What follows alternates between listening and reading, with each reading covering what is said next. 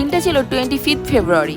আমার জন্মদিনের লাঞ্চটা আমরা ভেবেছিলাম বারাসাতের বারবিকিউ নেশনে গিয়ে করব। তো যথারীতি আমরা এখানে পৌঁছে গেলাম আর আমরা একটু খুব তাড়াতাড়ি পৌঁছে গেছিলাম। তো যাই হোক আমাদের একটা টেবিল দিয়ে দেওয়া হলো যে এই টেবিলে আমরা বসতে পারবো। আর ঢুকেই দেখলাম যে ফুচকা। আমি তো যেখানে যাই সেখানেই ফুচকা খাই। তো যাই হোক এখানে ফুচকাটা ট্রাই করলাম।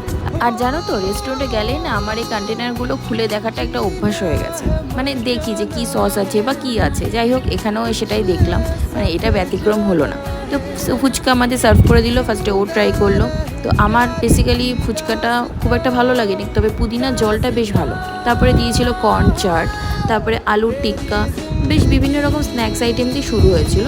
আর এটা একটা কিছু একটা পাতা দিয়ে বানানো হয়েছিল চাট, যেটা আমি বুঝতে পারিনি। যাই হোক খেয়েছি, বেশ ভালোই লেগেছে। এগুলো খেয়েই পেটটা ভরে গেছিলো।